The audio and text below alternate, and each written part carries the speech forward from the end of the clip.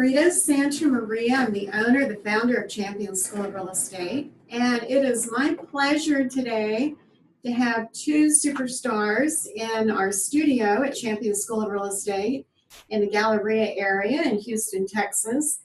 And as always, we want to make it where it's motivational for everybody. We've got our longtime producer, Kelly Logsdon Rush.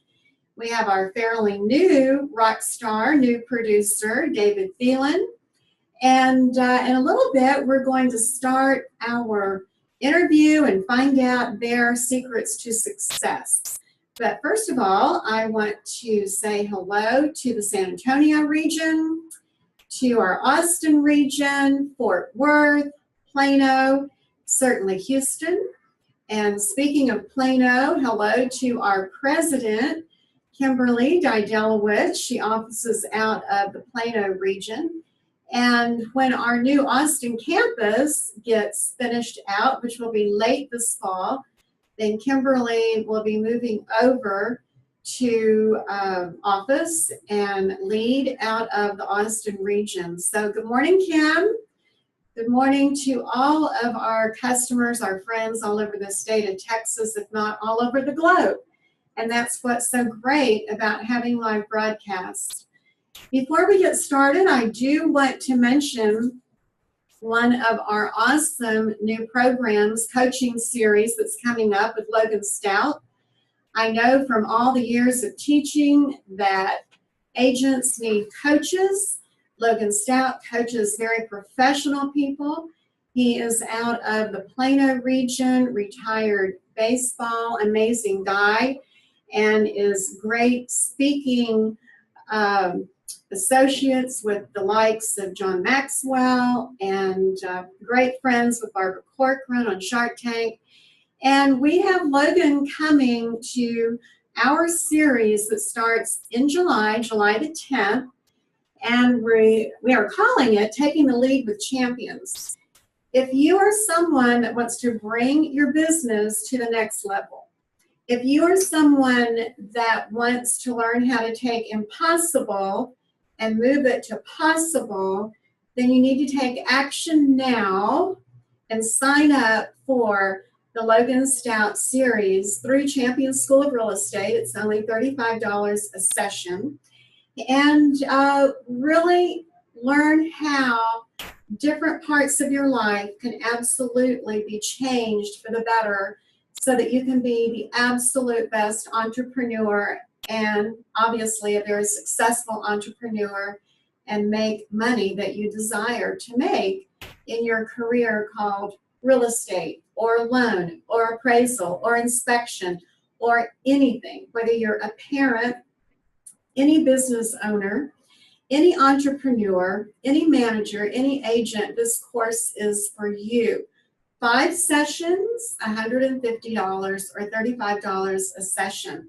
So take action now. Go to our website, sign up. Well, I am so honored to have both of you here today. Now, David only got his license in 2015, I believe, obviously, Champion School of Real Estate.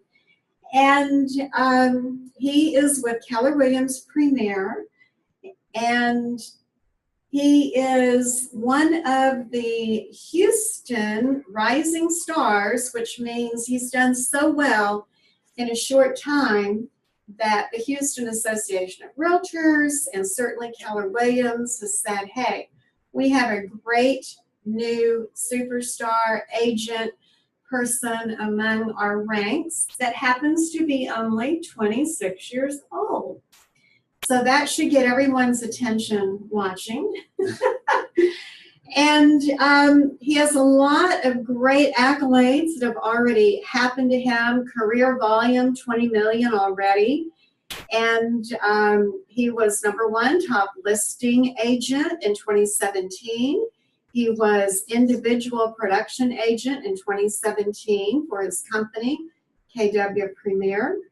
And he's also a father of 2 children. Yes, ma'am. So we're going to hear from David, and then Kelly Logsdon Rush, longtime friend, longtime superstar producer. I've known Kelly for 16 years, in that she's been teaching at Champion School of Real Estate for all that time, while at the same time working as a superstar agent with Ebby Halliday Realtors.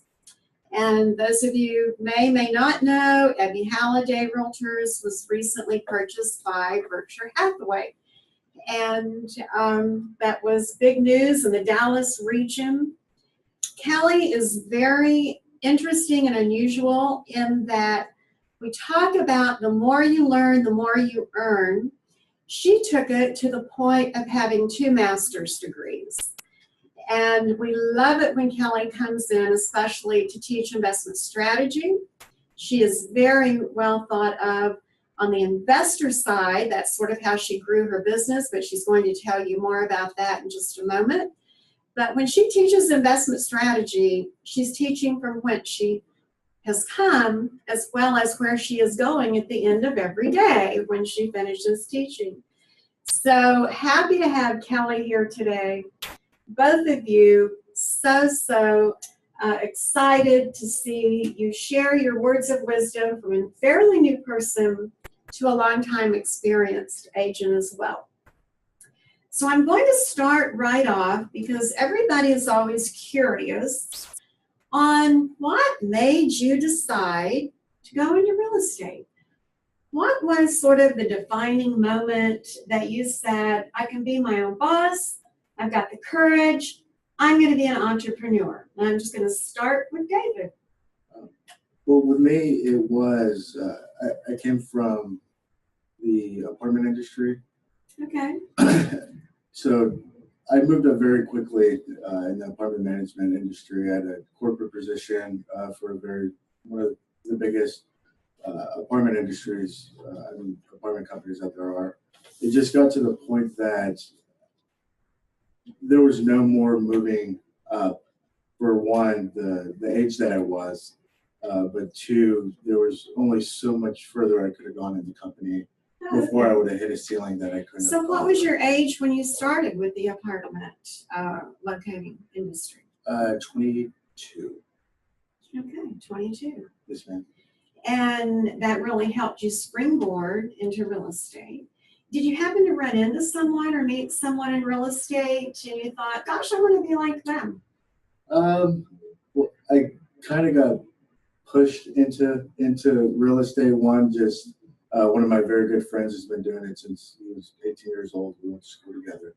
But I was just watching what he was doing, and it's essentially great to be like your own boss, make your own hours, work when you want to work how you want to work, and not have any limitations on what you can potentially do. I was looking down at a quote that I saw from Houston Top Producers magazine. And the quote said, I either have to be successful or be homeless. Yeah. That's quite a motivational statement there. Did Yes. you really feel that way? So in 2015, I had a wife, my daughter, and then my son, because my son's now 3. And to be the only one working, so supporting the household, paying the bills, to quit a full-time salary job. That's huge stress. To jump straight into real estate, because right when I got my license, quit my job, jumped full into it. So it was realistically be successful or be homeless. Like Right. I didn't have any other. That's options. huge. And I hope those of you that are brand new sitting in the classroom right now heard that, because there are many listening saying, yes, that's where I am right now. Yes. So good for you. Congratulations, because you've done so well in a short time. Kelly, what was your defining moment? Well, it was a long time back. I bought my first investment property, actually, and I had no clue what I was doing. So I thought, well, I'll go to real estate school, and if I go to real estate school, then they'll obviously teach me how to do investments, right? So I went to real estate school. This is before Champions was in Dallas. Okay, before Champions. Yeah, before Champions, we were get in that Plano clear. area, right. And what I learned is they don't teach you about investments. But while I was sitting in the classroom, I thought, I can do this. This is something that I can do if I just make my mind up. So after I got my license, I still really didn't know anybody that wanted to buy or sell a house. So I went to work for a builder. And the first house I sold for the builder, I sold the wrong house on the wrong lot. Oh my goodness. And I didn't get fired. Oh my goodness. I know. When did you figure it out? When the vice president came to see me. And I really didn't. I thought I would have fired me, but they didn't. And I ended up being Rookie of the Year. But it wasn't for me because I was stuck in one place all the time, not being able to move around. That was difficult for me. So I left there and I went into commercial real estate. And my specialty in commercial is apartments. Then I left there and I was vice president of a property management company. And we managed thousands and thousands and thousands of units.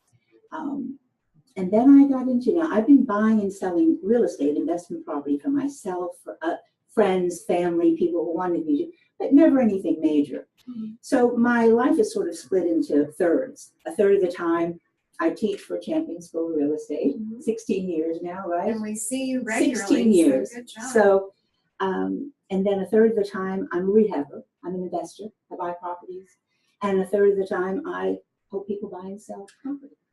So it's all related. It keeps it interesting, keeps me on my toes. Definitely. It's still exciting after 30 years. Definitely. And I love it. I can tell because she shows up every time for a class to teach. She's excited. She's ready to go. The students love her, know her by reputation. And yet she has this full-time position, full-time career. Regularly, we see on the Ebby Halliday site where you've been profiled and doing such a good job. So that being said, for our new people, and not only new people, but maybe agents that are sitting there thinking, maybe I could bring my business up to the next level. What would you say on a daily basis, or let's not say daily basis. First, let's say starting out, what would you suggest that new people do to get their business going? We'll start with you and then move over to David. This part of it is so clear and without a doubt is what makes successful realtors. You have to take action and take action quickly. The first thing you need to do is determine what are my living expenses? How much does it cost me every month to live? And then you develop a business plan and then a marketing plan to substantiate that business plan, meaning how many sales do I have to make based upon the average sales price in the area I'm going to work, and how many of those, and what is my split with my broker, and how many of those do I have to do every month? And to be realistic. It's the mathematics. Mm-hmm. And it's about being realistic. Don't be too optimistic, but also don't think of it in terms of failure either. Nothing's ever as good as you think it's going to be, and nothing's ever as bad as you think it's going to be. It's a great quote. It is. It really isn't. And the other thing that you must do is you must put it in writing. And then you really must, and the way you must enter the whole thought process is you start from the back to the front. What's your goal? What do you want to end up doing this year, next year, the following year? Every agent I run into can tell me what they want to be doing in a year from now, 2 years from now, 5 years from now, but none of them know what they're going to get up and do tomorrow. What are they going to get up and do next week? What are they going to get up and do next month? And it's really important. It's critical. It's absolutely critical. It's critical. And then work your SOI. And that's where SOI for our new people is? It's your sphere of influence, the people that you know. And know you. That's right. And you already have them, and you know a lot of them. You just haven't started listing them yet. And once you do, categorizing and listing them, then you need to work out a plan to contact them to say what your new career is. We used to joke about it and say, don't be a secret agent. Tell everybody what you do, right? Tell everybody. Wear that name badge and tell everybody what you're doing. So obviously you're saying that what is so important is truly what we teach in our marketing classes, and that is to get your plan together. How much money must you make in order to pay your bills? How many people do you need to see every day in order to get a contact, and then follow up on it and keep everything in writing. Writing is really important, whether we call it goals or just keeping our action plan together in writing. And the commitment, the 30 Days to Success book that you wrote is probably one of the best because it takes it step by step by step, and it's all in writing. And they simply have to do the math, fill in the blanks, and then work their plan. And I wrote that because I knew our students needed to have a plan to get started. And I love it, getting great emails from new people saying, I got started with your 30 Days to Success, and now I'm on my way. So great words of wisdom. David, how did you get started, or what is your daily routine on activities that got you going from the get-go? The biggest thing was I had to get out of my own head. What do you mean by that? So you listen to what everyone's saying the market is doing, what you should expect in your first year of real estate. I'm so glad you're saying that. It's like none of it's. I'm so glad you're saying that. None of it applies to everybody. No, I mean, it's, to be very successful very early is one by not listening to what said statistics are, Right. and just because those statistics are always wrong. Always wrong. We go every fall to NAR, and then we look for their annual report on what the industry is doing and how much money you can expect to make in real estate. And invariably, we will have a lunch sponsor that comes in and quotes some rumor they heard 20, 30 years ago that is so not correct. And then we go back into the classroom as a teacher and say to everybody, no, they were not correct. It's up to you how much money you're going to make. It's up to you as to how quickly you're going to make it. So when you say get out of your own head, it's like, okay, get rid of maybe some of the negativity, or just what prior conceived ideas are. Right. I mean, it's like, personally for me, it was, I had family members saying, I don't think this industry is going to be for you. Things of the sort. Yeah, no, it's not bad. It's terrible. It hasn't worked at all. It's just, if you just put your head down and put the work in, and fail forward. So don't be scared to fail, because you're going to fail regardless. It depends on how you react after you do so. Perfect. Perfectly stated too, because as a new person, you're going to see that offer that's put together. You're going to think, oh, great, I just made X amount of dollars. But then either the inspection report comes in, it's not good, or the appraisal may come in, not good. And you're like, oh, gee. But you'll look back on those experiences, as both of these people know, and they were great learning experiences. And then you get that out of the way. And then you start moving forward. So it's great that you say that you failed forward and that it helps you to move forward. So what's a typical day for you like when David gets up and he's ready for his job in real estate? I had to take a deep breath on that one. Okay. Did the kids wake you up first, or? That would be nice. No. No. So I get up anywhere between 5 and 6. Okay. That's when my kids are ready to go to school, take them to school. And then first and foremost, the most important thing to do religiously every single day is to get in at least 2 to 3 hours of prospecting in the morning. Okay. What does your prospecting consist of? It depends. For new people, because some of our students are brand new, and even that word prospecting, they're not sure what it means. Okay. So calling expireds, for sale by owners, terminated, many people that were on the market fired their agent, or their agent fired them. Right. Expired being their house was for sale on the market. It didn't sell, so then I call them after the fact. Exactly. Now, some of these people are shaking in their shoes right now saying, you mean I'm picking up the phone and calling people? Yes. So what does that feel like? And they're pretty darn nice, aren't they? The I mean, people we you're don't want to calling, scare these people out here. Yeah, the people you're calling. not gonna lie to They you, need no, help. they're not all nice at all. It's just knowing.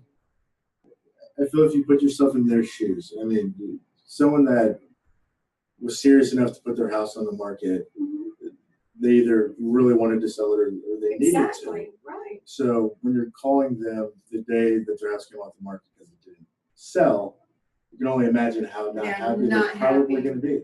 Right. So it's They're just sad and unhappy. putting yourself in their shoes, more so having a conversation as to why they think this or that happened. And it's not, to me, it's not scary being on the phone. Because one, you're probably, if you don't have set an appointment with that person, you'll probably never see them in your entire life or talk to them again. So regardless of what they say, or You're helping them. exactly. You're helping them. You want to help them. So if you come from contribution, then it changes everything. If you come from contribution instead of coming from desperation, if you don't think about what you need or, oh, I really need to meet with this person to sell their house so I can pay my bills, and you think, why did they need to sell their house? What is their situation? Then it changes everything. I'm going to give another quote that was in information you sent over to me. David said, I care more about other people than I do my own success. With that attitude, you have business. And I love it that you're saying, and I brought that point out purposely because it's not easy cold calling. And yet it is a major part of our business. And the second point being as well that they do need your help. They maybe didn't listen to the first agent. Sometimes, as I know Kelly knows, it's easier being the second agent coming in the door. Sometimes you want to be the third. Sometimes you want to be the third. So what is your daily routine like, Kelly? I work a lot, as you know, and but I love it. So when you love it, it's not quite like work. It's like owning Champion School of Real Estate, isn't it? Really, It is. It's fun. But I work my SOI all the time, my sphere of influence, and constantly, whether it's going to dinner, going to lunch, calling them, sending flowers, I have some groups that I contribute to their children's educational fund every year. That's what I do. But I take advantage of open houses. I'm a real people person, and I know that it is absolutely impossible not to get leads if you work an open house correctly. And when you work that open house, what you want to do is then physically knock on the door to every neighbor and invite them personally to your open house, because you don't know when they might want to sell a house. I hope our students are writing all this down. It's so important because open houses are so important, especially in today's market. So you can notify all the neighbors now. And sometimes depending on the price of the house and the area of the house, I'll have just an open house just for the neighbors. It's just your Champaign open house. Neighbors, please come down. Wow. And I have done that, and it has been very successful. Always send out your just listed cards. Always send out your just sold cards. You'll get business from it, especially if you did your job correctly and sold it at the highest price in the shortest amount of time, which is the goal to do. But I really like knocking on doors and seeing someone face to face and handing them the invitation to the open house. I'm not coming to get anything from them, because in our business, in all sales business, you've got to give before you get. And if people would just get in the business like David did to help people, the money will come. It really has come across. The money will come. Mm-hmm. I love the idea that Kelly brought forward, having an open house for the neighbors, because those neighbors will tell their friends whom they want to move into their neighborhood.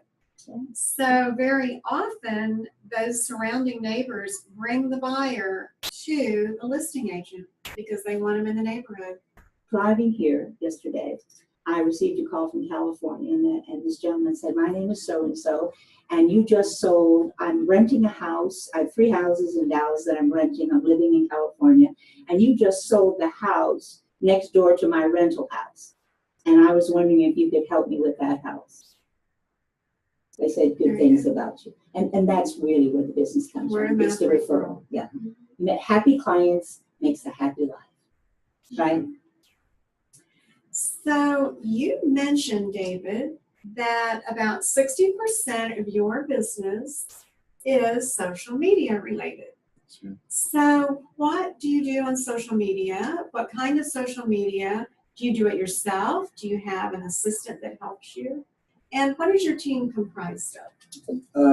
I'll start with the last question. So my team, I have an assistant and a transaction coordinator. One, because I feel it's good to stick with what you know you're good at and leverage what you know you're not. Which, if I had to do all the paperwork all the time, I would sell maybe like a third of the houses that I do now. It would take me a long time. Yes. And what you're good at is meeting and greeting and seeing the public. Yes. Social media wise, I started right when I started into real estate. I started with the Facebook, the Instagram, things of the sort before it was it's like the cool thing to do. Mm-hmm. And so now I have a big presence. So the more you stay in front of people, the more you stay in front of mind at all times. And you found that Facebook does that for you. Instagram, what is your real daily go-to for social media? Well, it's actually both. So since Facebook owns Instagram, I first post on Instagram, Mm-hmm. then it shares it to my Facebook business page, which then I share it on my own personal page. Mm-hmm. You don't want to do it too much to the point that it's annoying. Mm-hmm. But it's now, since I have such a big presence, I have people that refer me and say how great I am that I've never met or talked to again. Love it. So he's getting referrals by just being present on social media.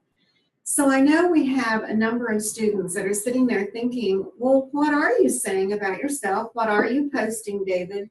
Is it more personal information? Are you showing pictures? I know I see Kelly's Facebook where she's out to dinner with clients, or she's meeting and greeting their children, but they are at a performance or something together.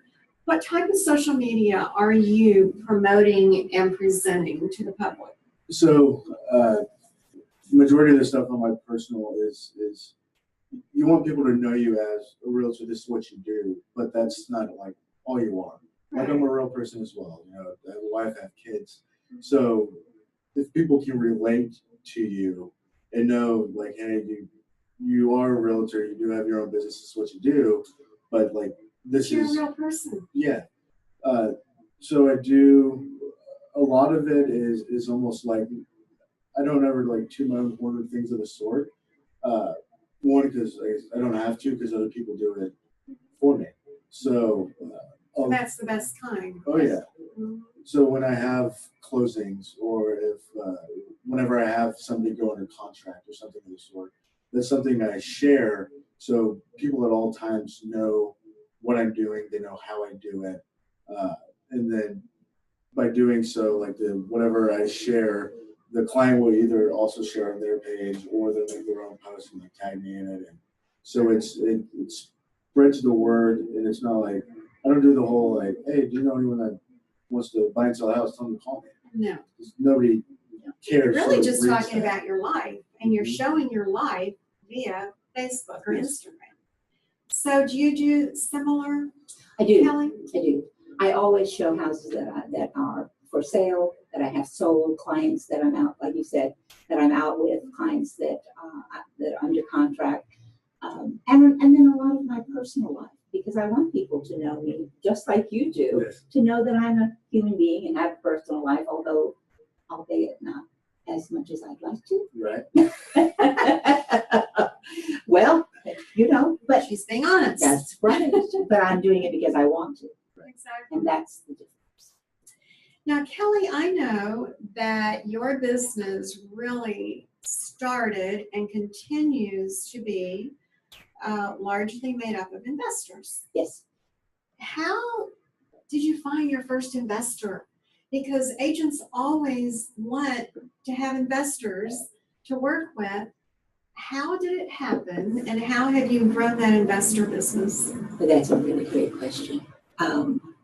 I started out as an investor, so I have made, please know, every mistake there is to make in investing, and I'm so smart I've made some of them twice, right? But because I understand the investor's mindset, they want to work with me. I'm going to pick out the colors. I'm going to tell them what should go on the counters. I'm going to tell them what colors the floor should be. So they love your direction. That's correct. Because generally, and I would like to see more women investors, but generally I'm working with men. 25% of all properties are rental properties. And if you don't have some investors that you're working with, and the average investor, good investor, will buy 3 to 5 houses a year. So if you just do the math, and then some of them flip, some of them keep them, but it allows me to guide them so that they don't lose money and to make them maximize their profit, keep their costs low. And about 40% of my business are investors. And they're part of your SOI. They are indeed my SOI, no question about that. Are most of them local, like in the Dallas-Fort Worth area? Yes, they are. Okay. Most of them are local. Now, Kelly also used a term that I think our students and customers would like a little more description. You talked about flipping a house. So what does the word flip mean? And for those of you that are new, it's also a definition that you'll need to know. You wouldn't want to say the word flip to someone in lending. That's not a good thing to do. But we and explain why. And the reason is because the typical definition of a flip is where you buy something, you do not add value to it, and then you resell it at a lucrative. Exactly. Yeah. But so we call ourselves rehabbers. I say flip among, I think, our own kind. It is. We are rehab. So we buy a property that no one else on the planet would even want to go into, much less buy. And the worse condition it is, the happier we are. All the appliances can be broken, or better yet, they just be gone, then we wouldn't have to haul them out. So we buy that and then we rehab it. So we take the risk and we take the profit. We first look at, and we back into this too. We back into everything, just like you back into your business plan. What's it going to sell for? How much can I rehab it for? And then what do I buy it for? And the number that can't change is the rehab number. The only number that can change in the equation is the purchase price. So you might make 10 offers before you buy one, but if you do it consistently, you will hit that home run. It's about the consistency of everything. That's a good point. And certainly in the Houston area, after Hurricane Harvey, we have had, thank goodness, lots of investors. And they come in and they get the property at a good price, but they're doing all the things the homeowner could not do, did not want to do, and they really helped get us back on our feet. So it's been very helpful in that regard. If you don't have at least 25% of your business as an investor, you're losing out on a quarter of the money that you could be. I'm not sure they heard you on that. Okay. Give them that percentage again. If you don't, 25% of all the business goes to investors. And so if you don't have investors making up that 25%, you're losing out on 25% of your income. It's going to someone else, not to you. You wouldn't want to have all investors. You'd be in a. But you're saying it's a niche. I have a niche, It's a niche. and I've created this niche for myself. So when people need or want something or need to have information, then they will come to me because that And it is gives my you niche. steady income. Yes. Steady income, whether it's property management or working with investors. Everyone has their niche, whether it's high rise, That's right. condos, sales, beach property, resort property. Everybody wants to find their niche, that's for sure. So, long time experienced, couple of years in the business. From both of your perspectives, do you still worry about, am I going to have that closing this month or next month? Do I have money in the pipeline that's going to cover my bills? Have you gotten rid of the fear factor in real estate from the long-time experience view and the new experience view? How do you deal with fear? Because you are your own boss, you are your own entrepreneur. Well, with fear, well, my definition of fear is it's false evidence appearing real. So it's False evidence appearing real. right. I'm saying that so they'll write it down. Go ahead. So my answer's probably going to be completely different than what yours is, but I work extremely well under like a large amount of pressure. So regardless of how good I'm doing or how good it is, I don't allow myself to accept it, if you will. So I'm constantly always thinking I'm not good enough because my biggest worry is becoming complacent or mediocre. So I feel like if I'm not constantly growing every day, every month, every year, why am I even doing this? Like, why do you want to? I might as well go get a job if I want to do That's this. a question that I always challenge in my marketing books is, are you growing every year? Otherwise, what's the point here? Go get a job. Because with inflation alone, you have to always be thinking ahead, how am I going to grow for next year? And I do that consistently for Champion School of Real Estate, taking it from real estate into appraisal, into loan, into inspection, and then we have business development. Then it's all different types of deliveries, but you have to always grow. So do you sit down with your spouse? Do you sit down with a mentor and really make a plan? Is it a written plan, or is it something you're just thinking about consistently? So I do have a written plan, and every year, it's never my goal to just hit my goal. And then also the goals that I set at the time that I set them, almost make me sick to my stomach. It's like, okay, I did this year. How in the world, like I'm saying I'm going to do this, how is it even going to happen? But realistically knowing, okay, I need to meet with this many people, I need to have this many closings in this price range to have, the GCI or the gross commission income for the year, the units that I'm going to do, things of the sort. I know every month exactly how many closings I have to have. But again, my goal is never to reach my goal, even though it's so far-fetched stretched. It's to, I feel if I don't reach my goal or exceed it, then I've wasted all of that time thinking I'm working extremely hard, when it's like, if I would have done a little bit more, I could have done how much better. I love it because you're saying to yourself, I really need to expand my business to this level. I'm not totally sure how I'm going to get there. Right. But I know I want to go to this level. I know I need to go to this level. And then, as Kelly said, you're persistent. You don't give up, and you just chip away. And then at the end of the year, you look and say, I did it. And it's truly because you were so focused and you were persistent and didn't give up and you were consistent.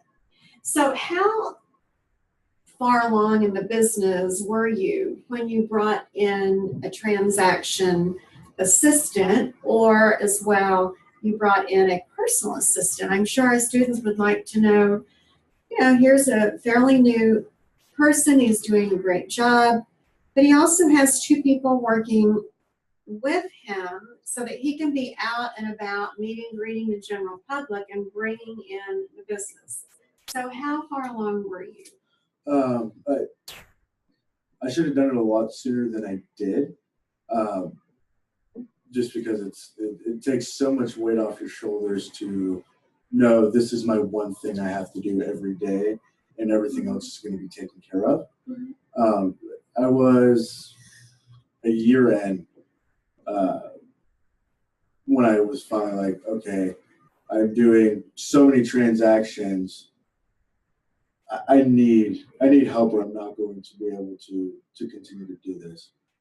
Luckily, my wife is, I'm saying this on camera. Call her my assistant. She's going to kill me. But that's who's my assistant. Well, she is. That's great. She's your partner. She's my partner. Yes, that's why I was hesitant to say assistant. She's my partner in the business. Partner. She just takes care of. I helped you with that. She just thank you. She just takes care of the admin side of things. Sure. And it works for so many couples in real estate. And you with your expertise. The transaction coordinator. So even though when she sends out emails and things to the store, it says transaction coordinator for the Thelen group or for David Thelen. She's not actually on my team. So she doesn't have a salary or anything of the sort. I pay her per transaction a set amount. And so if on one transaction I didn't want to use her, I don't have to. Really interesting. So you're paying the transaction coordinator a certain amount, or was that your wife you were talking about? Oh no, she has access to my account. So okay, she has everything. Yeah, she has it all. The transaction coordinator, it's kind of different. So I'm going to rephrase what you were saying. Yes. Because I'm afraid I've confused our audience out here, because I wanted to make sure they understood what you were saying, in that he has a transaction coordinator, and what they do is they bring the transaction together. David brings in the offer, be it the contract, and now we have to successfully get it to closing. So when that person that he hands it over to successfully gets it to closing, then he pays them on that. So he's paying them per transaction. And he said there are some times that they don't care to be involved in that, you said, and so they don't get paid. Right. So it's a per transaction amount. But when you think about leverage and things of the sort, am I technically paying her? Yes. But at the same time, when I work with a buyer or a seller, in our agreement, the cost for my transaction coordinator is in there. So therefore, I'm technically not the one paying them. I get it. Yeah. It's nice. Worked into your budget, so to speak, yes. So that you have it worked in, and you know that they're already taken care of when you have a sale. Because it's good to not have to worry if something's going to close or not, because it's any hiccups that come up, my transaction coordinator is on it immediately, and she lets me know after the fact, hey, we did run into a problem, it's already fixed, this is what happened, this is what I did. In the old days, we called David the rainmaker. Yes. He's the one that made it happen, and then you turn it over to other people to take it to the end result with the paperwork and all of the affiliated tasks that have to be done, which are many, as Kelly knows as well.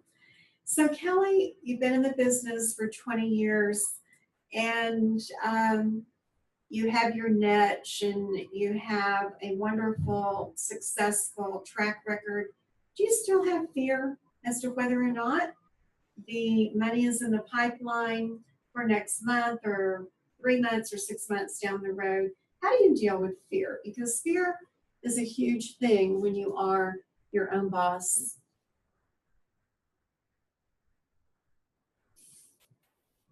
I'm always going to have the fire in my belly, so to speak. You know, always wondering have I done enough? Could I do more? But I'm really clear that writing your goals down, writing your business plan and your marketing plan and writing it down will alleviate that. There's a great story I'd like to share with you about Jim Carrey. You know the actor Jim Carrey? Sure. Yeah. Yes. Dumb and Dumber. Everybody remembers that, right? Well, Jim Carrey grew up very, very poor. He at one time lived in a Volkswagen van on a relative's lot with this family. They were so poor. And he would go up to the Hollywood Hills and look down on Hollywood and dream about being an actor. And in 1990, he actually was up at the Hollywood Hills looking down, and he took out a check and he wrote to himself, made out to himself, and it was $10 million. You may know this story. Mhm. $10 million. And it said at the bottom where you make your notation for the reason for the check, it said for acting services rendered. And he took it and folded it up and put it in his wallet. Exactly 5 years to the day that was Thanksgiving of 1990. And on Thanksgiving of 1995, he was paid $10 million for Dumb and Dumber. Wow. So you can, Great story. putting something in writing puts your subconscious to work that allows the universe to provide for you what you need, because you'll just move in that direction. It's definitely a visual, It is. and it definitely keeps you focused on what your goals are, what your plans are. So let me ask each of you this. With being the successful people you are, do you take time off for yourselves? What kind of off time do you have? And you might throw into that, like, how many hours approximately per week you work. But when do you take time off? Or do you? David? I'll be first. I don't take off much, not because I can't. I choose not to, because I have written goals of where I want to be. Now, it will be 2 years from now that I don't. When I set a goal, I don't give myself a choice not to hit it. So that's why I'm putting in all the work now. So in a couple more years, I won't have to work so hard. So you have a plan. I do. Every year, actually from the 9th to the 17th of June, because my birthday's on the 11th, we go to Florida from the 9th to the 18th. So that's like my one time a year where I actually go on vacation. I don't fully disengage, even though I can, and my transaction coordinator tells me all the time, hey, let me do my job and you just like relax. I stay involved more than I need to. But prospecting wise, probably 20 hours a week. And then probably another, I'd say 10 hours of going on appointments and things of the sort. So 30 hours a week? Yeah. 25, 30 hours a week? That's not too horribly bad. No, not at all. Uh-oh. It's better than Sounds good. I'm in favor of transaction. I have one too. Yes. That's the first thing you should do is when you can afford to is to hire a transaction. you coordinator can't for the afford paper. not to That's correct. hire one. FaceTime, it takes your FaceTime away. Yeah. I agree with you. So Kelly, do you take time off? And in case you missed that sidebar, they were both agreeing that, as David said, he felt as though he should have had a transaction coordinator from the Day beginning, day one. And Kelly said she also has a transaction coordinator. And when you see these two wonderful personalities and how professional they are, you can understand when they are out at community events, meeting and greeting, networking, that's what brings in the activity that allows them to find a buyer or a seller. Now everything's written up, negotiated, and then they move it over to that transaction coordinator. But tell us, Kelly, I'm curious, between all the hours you give us teaching wonderful courses, and then the hours that I know you put in at Debbie Halliday Realtors, do you take time off? I haven't in the past, but that's going to change. I haven't in the past, but I'm going to make more time for me and set. In fact, I think you have to have personal goals too, because if there's things wrong in your personal life, it will reflect over into your business life. Mm-hmm. So all of it, the goals have to be clear on both sides. And I have not made that a priority, but I intend to.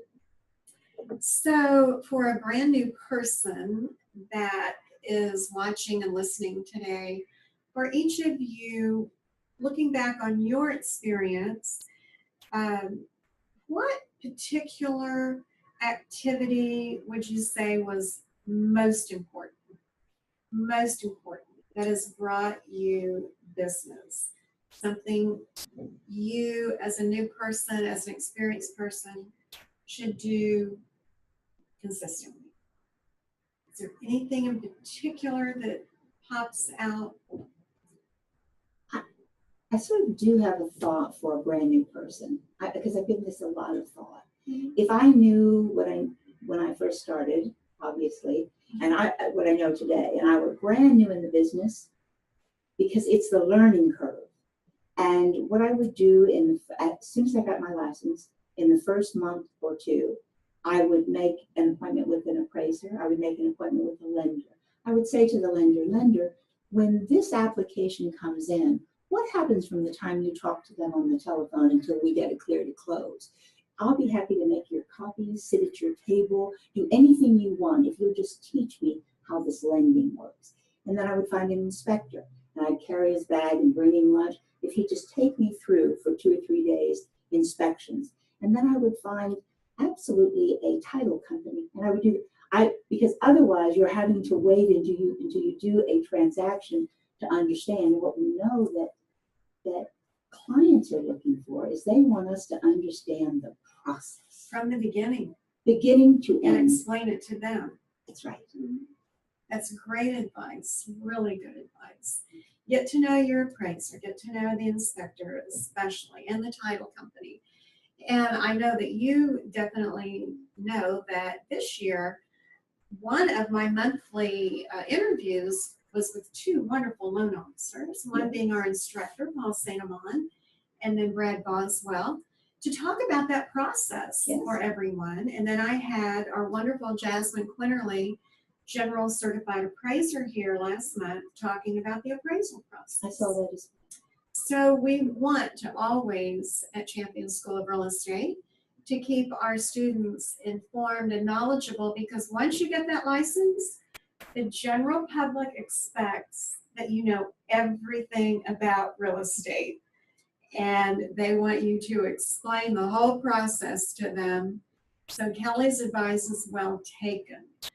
So David, what bit of activity or advice would you give to a brand new person who gets their license like right away, that would give them a jump start to their career? Is there something that comes to mind? A couple things. So one is talk to people.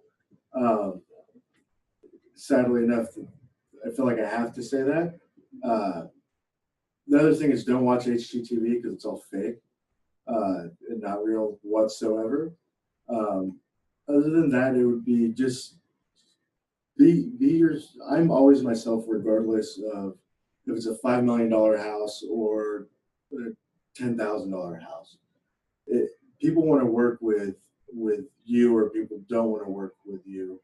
So why not just be yourself? And Exactly, just be yourself. And I know most agents all work all different price ranges. Do both of you work all different price ranges? Yeah, absolutely. Big gap. Mm-hmm. From, I think the least I've done was like 60,000, and then the most I've done is 3.5 million. And you treat everyone exactly the same, and you give them the same level of service, for sure. So, thinking about both of your careers in real estate, when you put and I'm really impressed, I can tell certainly both of them put their plans together every year on where they plan to be at the end of 2018, next year, 2019. But do you identify a certain percentage of your income that you use to reinvest in yourself, or that you use for marketing yourself? And let me add one other little third comment. Do you need a ton of money to market yourself? Kelly, you want to start with that? Absolutely not.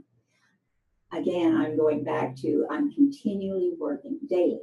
My sphere, my SOI, that's what I'm working. I'm working for referrals. I want them and that's just your time. That's time. That's time. And I have no problem knocking doors for every open house. And I would say to a new agent, you may not have listings when you start, but there will be agents, experienced agents in your office that want their houses held open.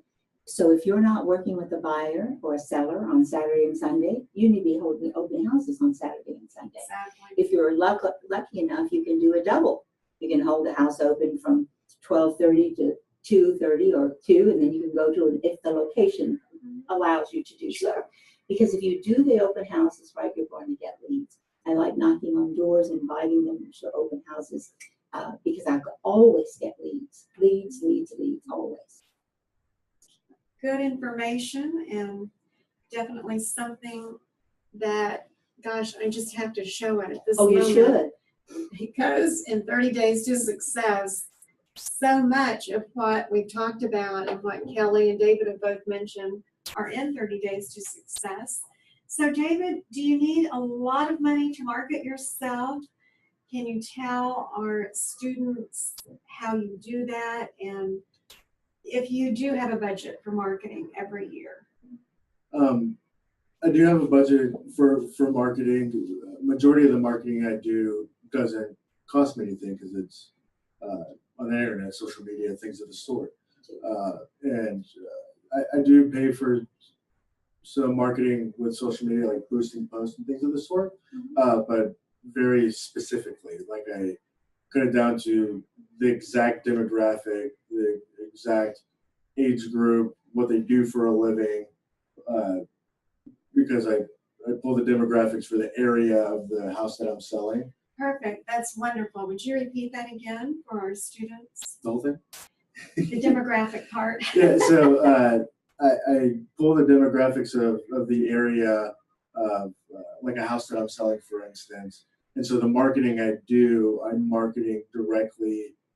So say For a millennial or a boomer or exactly a retirement community. Yeah. So I wanted to make sure they heard that because that's so very important.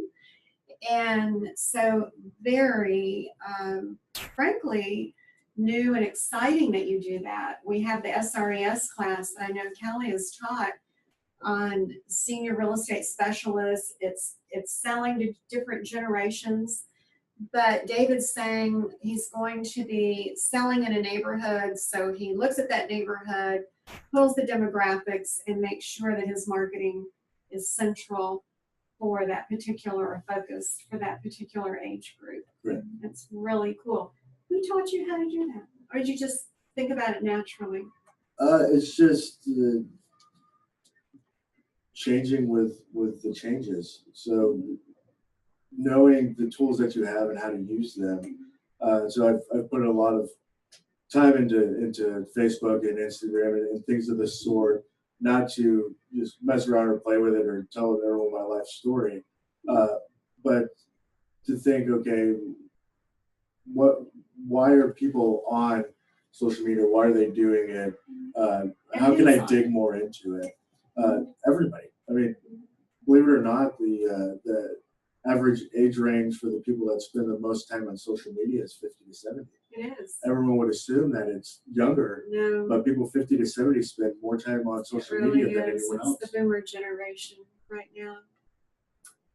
Looks like Kelly wanted to add something. I was going to say, probably, when I look at it, probably 7% is about what I'm spending. Because if you're doing a high-end listing, you're in all the print magazines, you're in luxury portfolio, you're doing a video, you're doing champagne open houses, you're staging, it's just costly. It's just costly. It is. And you may costly spend to do it correctly. $7,000 on a $2.8 or $3 million listing before it ever sells. And they would expect that with that price Yes. level, that price point, the homeowner would definitely expect a very nice open house. And what, David, you wanted to add something? I did. I paused it. So what I wanted to say is what I should have said on the last question you asked was words of advice. So I think the biggest thing is setting expectations up front with the clients that you're working for. Like I said, I treat everyone the same, and I give everyone the same exact thing. So like the $3 million house that I sold, the $100,000 house that I sold, I did the exact same thing. It's just how you present it and the perception of what you're doing is really what matters. You don't have to spend you can, but you don't have to spend $2,000, $3,000, $4,000, $5,000. I typically just from leverage reasons and knowing my way to do things, I spend a couple $100, under $1,000 on every single listing, whether it's $100,000 or $1 million house. But it's all great. So it's not. It's all done It well. doesn't have to cost a lot. Exactly. It doesn't. And with your company training that new people get, once you're experienced and you have the experience, you know what you can appropriate your money for in order to do a fine job.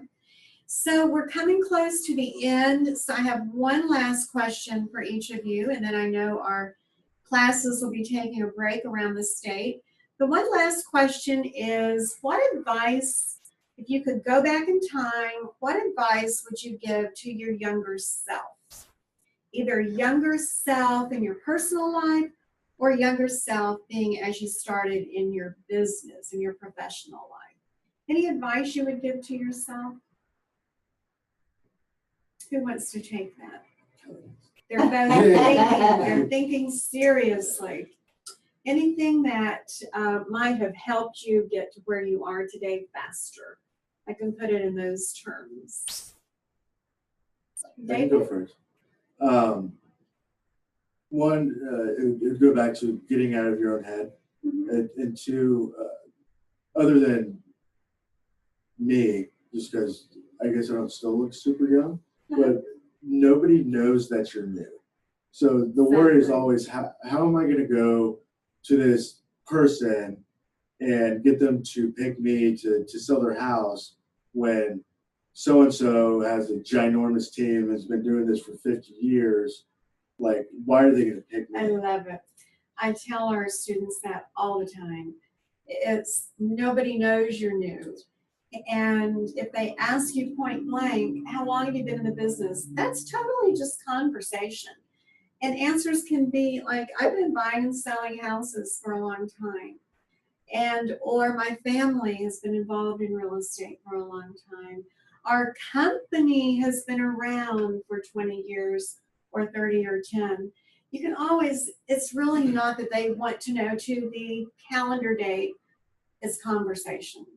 And yes, you don't have to worry about being up against a Kelly Logsdon rush. You do it your own way. It looks like you wanted to say something else. So one, you don't get asked how long you've been doing this very often, unless you're in your early 20s. So I learned very quickly on what to say. So when I'm going on a listing appointment, I tend to find out everything there is to know about that person I'm going to meet. Because again, everyone shares their whole entire life story on social media. So if you look them up, know what they do for a living, how long they've been doing it, when their birthday is, where they like to go on vacation, blah, blah. Exactly. You can personalize with them, but also if someone's been somewhere for 20 years, you ask them, like, when did you have the most fire and the most like grit and go? Do you have that now after 20 years or when you first started? And it's always going to be when they first started. And if you've lost it, then go back to the basics and get going again. Right. With the basics. Kelly, any advice to your younger self? Yes. What? I would have been not so serious. I would have made it a lot more fun, but I thought I had to be serious to make it, and I would have just had a lot more fun earlier on. Now I have a lot of fun. And fun is important. It's not, and it's contagious. People want to be around people who are pleasant and who are fun to be around. Exactly. And who don't take themselves so seriously. Exactly. And when you are in the car with that buyer or sitting at the kitchen table, they want you to have a sense of humor. They want to see David's great smile. They want to hear Kelly's wonderful laugh. And I just want to say it has been certainly my pleasure to have these two fine champions here today. And it always just motivates and inspires all of our students, all of our instructors as well, when they see, first of all, the outcome of all of their good works teaching, and then as well when that new person knows, well, if she can do it, if he can do it, I can do it. And I love that particular outcome of our interviews. So don't forget, we all need Taking the Lead with Logan Stout. It's on our website. Go to championschool.com/live. I will be with Logan on July the 10th, and we will be talking about momentum.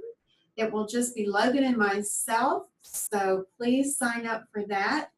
But all of these flyers are at the school, and the intention is to give you the momentum, give you the direction to bring your business to the next level.